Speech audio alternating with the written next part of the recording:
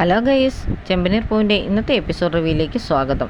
ഈ റിവ്യൂ ഇഷ്ടപ്പെടുകയാണെങ്കിൽ ഒന്ന് ലൈക്ക് ചെയ്ത് സബ്സ്ക്രൈബ് ചെയ്ത് സപ്പോർട്ട് ചെയ്യണേ. സച്ചിൻ രേവതിയും കൂടെ പൂമാലയെല്ലാം വണ്ടിക്കകത്ത് കയറ്റുന്നുണ്ട്. അപ്പോൾ പുറത്ത് നിൽക്കുന്ന ഗുണ്ടകൾ പറയുന്നുണ്ട്, അതിലൊരാൾ പറയുകയും ചെന്ന് നമുക്ക് ആ വണ്ടി ഇപ്പോഴേ അങ്ങ് തട്ടിയെടുത്താലോ എന്ന്. എടാ, നിനക്ക് ആശുപത്രിയിലെ ചോറൊക്കെ ഭയങ്കര ഇഷ്ടമാണോ എന്ന് ചോദിക്കുക. അതെന്താണെന്ന് ചോദിക്കുന്നുണ്ട്. എടാ, സച്ചി അവിടെ നിൽക്കുന്നത് അവൻ്റെ ഇടിയെന്ന് പറഞ്ഞാൽ ഭയങ്കരമാണ്, അപ്പം ആശുപത്രി കിടക്കേണ്ടി വരും, അതുകൊണ്ടാണ് പറഞ്ഞെന്ന് പറയും. പിന്നെ സച്ചി പൂമാലയെല്ലാം എടുത്ത് വണ്ടിയിൽ കയറ്റുന്നതിനിടയിൽ രേവതിയോട് പറയുന്നുണ്ട് എൻ്റെ ഒരു ഫോട്ടോ എടുക്കാൻ. അന്നേരം രേവതി ആ ഫോട്ടോയൊക്കെ എടുത്ത് കൊടുക്കും. അത് കഴിയുമ്പോഴത്തേന് വണ്ടിയിൽ ഈ പൂമാലെല്ലാം കയറ്റി ഡ്രൈവറെ ഏൽപ്പിച്ച് വിടുകയാണ്. അന്നേരം ഡ്രൈവർ കുറേ നേരമായിട്ട് ഫോൺ വിളിച്ചുകൊണ്ടിരിക്കുക, കാമുകയാന്ന് തോന്നുന്നു, വിളിയോട് വിളിയുക. അതിന് സച്ചി കുറേ വഴക്ക് പറയുന്നുണ്ട്. നീ ഇങ്ങനെ ഫോൺ വിളിച്ചുകൊണ്ടിരുന്നാൽ ആ സമയത്ത് പൂമാല അങ്ങോട്ട് ചെല്ലത്തില്ല എന്നൊക്കെ പറയും. അപ്പോൾ രേവതി പറയും, അത് സാരമില്ല, പെട്ടെന്ന് ഇവനെ കൊണ്ടുപോയിക്കോളൂന്ന്, എന്തായാലും ഡ്രൈവിങ്ങിനിടെ ഫോൺ വിളിച്ചേക്കരുതെന്നൊക്കെ പറയുന്നുണ്ട് സച്ചി. അങ്ങനെ വണ്ടിക്കകത്ത് പൂമാലയെല്ലാം കയറ്റി വിടുകയാണ്. ഗുണ്ടകളൊക്കെ അത് നോക്കി നിൽക്കുന്നുണ്ട് രണ്ടെണ്ണം. അന്നേരം ഇവർ പോയ പുറകെ തന്നെ വണ്ടിയും എടുത്ത് ഈ ഗുണ്ടകളും പുറകെ ചെല്ലുന്നുണ്ട്. സച്ചിക്കും രേവതിക്കും എന്തായാലും വളരെ സന്തോഷമാകുന്നുണ്ട്.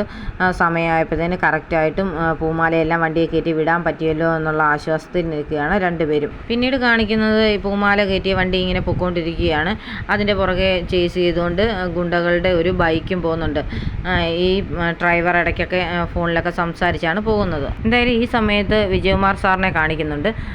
സാറും അണികളെല്ലാം കൂടെ നിന്ന് പ്രോഗ്രാമൊക്കെ നടത്താനായിട്ട് റെഡിയായിട്ട് നിൽക്കുകയാണ്. അന്നേരം ആരോ ഫോൺ വിളിക്കുമ്പോൾ പറയുന്നുണ്ട്, ലീഡർ കറക്റ്റായിട്ട് സമയത്ത് വരും, അപ്പോൾ ലീഡറിന് മുമ്പിൽ എനിക്കൊരു പേരാകും ഈ ഒരു ഒറ്റ ഫംഗ്ഷൻ കൊണ്ട്, അതുകൊണ്ട് എല്ലാം റെഡിയല്ലേ എന്നൊക്കെ എല്ലാവരോടും ചോദിക്കുന്നുണ്ട്. അപ്പം എല്ലാം റെഡിയാണ്, പക്ഷേ പൂമാല മാത്രം വന്നില്ലെന്ന് പറയും. എന്തി പൂമാല വന്നില്ലേ, അനൂപ് എന്തിയെ പൂമാല എന്നൊക്കെ ചോദിക്കും. അന്നേരം അനൂപ് ഉടനെ തന്നെ സച്ചിയെ വിളിക്കുന്നുണ്ട്. സച്ചി കുളിയൊക്കെ കഴിഞ്ഞ് വന്ന് നോക്കുമ്പോഴത്തേന് അനൂപ് ഫോൺ വിളിക്കുന്നു. അനൂപെ കറക്റ്റായിട്ട് അങ്ങ് പൂമാല എത്തിയില്ലേ എന്നൊക്കെ ചോദിക്കും. എടാ, അതിന് പൂമാല അങ്ങ് ഇല്ല, അതിങ്ങി വന്നില്ലല്ലോ, പിന്നെ എങ്ങനെയാണ് ഞാനതൊക്കെ കണ്ടിട്ട് അഭിപ്രായം പറയുന്നതൊക്കെ ചോദിക്കുന്നുണ്ട്.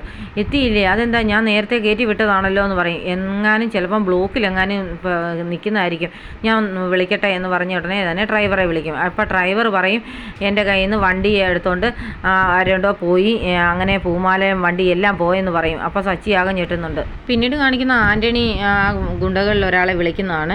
അപ്പോൾ ഗുണ്ട പറയുന്നുണ്ട്, ഞാൻ കറക്റ്റായിട്ടും എന്നെ പറഞ്ഞ് ഏൽപ്പിച്ച ജോലി ഞാൻ ചെയ്തു, വണ്ടിയൊക്കെ അടിച്ചു മാറ്റി കൊണ്ടുവരുന്നുണ്ടെന്ന് പറയും. എന്തായാലും ആ പൂമാല എവിടെയെങ്കിലും കൊണ്ടുപോയി തട്ടണമെന്ന് പറയും. ഞാനിപ്പോൾ എന്ത് ചെയ്യണം, മാർക്കറ്റിൽ കൊണ്ടുപോയി വിൽക്കട്ടെ എന്നൊക്കെ ഗുണ്ട ചോദിക്കുന്നുണ്ട്. നീ ആ പൂമാല കൊണ്ടുപോയി ഒരു പൂക്കട തുടങ്ങാൻ പറയും. ഇത്ര പെട്ടെന്ന് ഇനിയിപ്പോൾ ഒരു പൂക്കടയൊക്കെ തുടങ്ങാമെന്ന് പറഞ്ഞാൽ ബുദ്ധിമുട്ടല്ലേ എന്ന് ആ മന്ദബുദ്ധിയായ ഗുണ്ട പറയുന്നുണ്ട്. എടാ, നിന്നെയൊക്കെ ഞാൻ എന്താ ചെയ്യേണ്ടെന്ന് അറിയത്തില്ല, നീയൊക്കെ പോയി വേറെ എന്തെങ്കിലും പണിക്ക് പോയാൽ പോരായിരുന്നോ എന്നൊക്കെ പറഞ്ഞിട്ട് പറയും. ആ വിജനമായ ഒരു സ്ഥലമുണ്ട്, അവിടെ കൊണ്ടുവന്ന് ആ പൂമാല മുഴുവൻ കത്തിച്ചേക്കാൻ പറയും. ശരി, അങ്ങനെ ചെയ്തേക്കാമെന്ന് പറഞ്ഞ് ഗുണ്ട ആ വണ്ടിയും കൊണ്ട് പോവുകയാണ്. കൂട്ടാളികളോടൊപ്പം ആൻ്റണി പറയുന്നുണ്ട്, എന്തായാലും പൂമാല കറക്റ്റ് സമയത്ത് ചെല്ലാതാകുമ്പോഴത്തേന് സച്ചി വിജയകുമാർ സാറും അദ്ദേഹത്തിൻ്റെ ആൾക്കാരുടെ കൂടി തീർത്തോളും, ആ ഒരു കാര്യത്തിൽ എനിക്ക് സന്തോഷമുണ്ടെന്നൊക്കെ പറഞ്ഞ് ആൻ്റണി ഇങ്ങനെ നടന്നു പോകുന്നുണ്ട്. ആ സമയത്ത് സച്ചിൻ രേവതിയും കൂടെ വണ്ടി തപ്പി നടക്കുകയാണ്. അന്നേരം വഴി വെച്ച് ആ ഡ്രൈവറെ കണ്ടെത്തുന്നുണ്ട്. അന്നേരം ഡ്രൈവർ ഫോൺ വിളിച്ചുകൊണ്ടൊക്കെ ഇരിക്കുകയാണ്. അന്നേരം രേവതി കാണുന്നുണ്ട് സത്യൻ എന്ന ആ ഡ്രൈവർ അവിടെ നിൽക്കുന്നത്. ഇവർ വണ്ടി കൊണ്ട് നിർത്തി കഴിയുമ്പോഴേ സച്ചി അവൻ്റെ കോളറിന് കയറി പിടിക്കുന്നൊക്കെ ഉണ്ട്.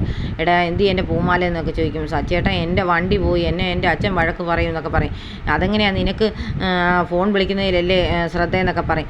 അതല്ല, ഒരാൾ എന്നോട് പറഞ്ഞ് വണ്ടിയുടെ ടയർ പഞ്ചറായെന്ന്, അപ്പം പിന്നെ ഞാൻ ഇറങ്ങി നോക്കിയതാന്ന് പറയും. എടാ, അത് ഇറങ്ങി നോക്കേണ്ട ആവശ്യമുണ്ടോ, വണ്ടി ഓടിച്ചുകൊണ്ടിരിക്കുമ്പോൾ തന്നെ മനസ്സിലാകില്ലേ ടയർ പഞ്ചറായെങ്കിൽ, പിന്നെ നിന്നോട് വണ്ടി നിർത്തരുതെന്ന് ഞാൻ പറഞ്ഞതല്ലേ, നിനക്ക് വല്ല ശത്രുക്കളൊക്കെ ഉണ്ടോയെന്ന് ചോദിക്കും. എനിക്ക് ആരുമില്ല. നീ വല്ലവർക്കും കാശ് കടം കൊടുക്കാനുണ്ടോ? ഇല്ല. പലിശ കൊടുക്കാനുണ്ടോ? ഇല്ല. പിന്നെ ആരടാ ഇത് തട്ടിക്കൊണ്ട് പോകാനായിട്ട് ഇരിക്കുന്നതൊക്കെ ചോദിച്ച് സച്ചി ദേഷ്യപ്പെടുകയാണ്.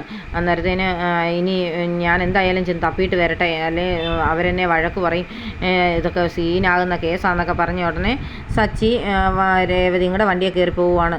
അന്നേരം വണ്ടിയിൽ ഇങ്ങനെ ഓരോ സ്ഥലത്തും തപ്പി പോകുമ്പോഴത്തേനും രേവതി പറയും, എവിടെ പോകാനാ, ഇനി സച്ചിയേട്ടൻ അങ്ങനെ ആരെയും തല്ലുവോ വല്ലതും ചെയ്തോന്ന്, ഞാൻ എന്നാ ഗുണ്ട വല്ലതും ആണെന്ന് ചോദിക്കും. പിന്നെ ഗുണ്ടയല്ലേ, തൊടുന്നതിന് പിടിക്കുന്നതെല്ലാം എല്ലാവരെയും വഴക്കുണ്ടാക്കാറില്ലേ എന്നൊക്കെ ചോദിക്കുന്നുണ്ട് രേവതി.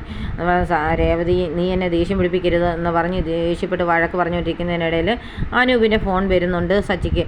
അയ്യോ, അനൂപ് വിളിക്കുന്നത് എന്ത് പറയണമെന്ന് അറിയത്തില്ലല്ലോ എന്ന് പറഞ്ഞ് നിൽക്കുമ്പോഴത്തേന് രേവതി പറയും, സച്ചിയേട്ടൻ എന്തായാലും ഫോൺ എടുക്കുന്നിട്ട് വിവരം പറയാൻ പറയും. ഞാൻ എടുക്കാമെന്ന് പറഞ്ഞുകൊണ്ട് ഫോൺ എടുക്കുമ്പോഴത്തേന് അനൂപ് എന്ന് വിളിക്കുന്ന ഉടനെ തന്നെ വിജയകുമാർ സാറാണ് ഫോണിൽ വരുന്നത്. എടാ അനൂപല്ല, ഞാനാ, നിൻ്റെ കാലനാന്ന് പറയും. അത് കേൾക്കുമ്പോഴത്തേന് ആകെ ഞെട്ടിത്തെറിച്ചിരിക്കുന്ന സച്ചിയെ കാണിച്ചുകൊണ്ടാണ് ഇന്നത്തെ എപ്പിസോഡ് അവസാനിക്കുന്നത്.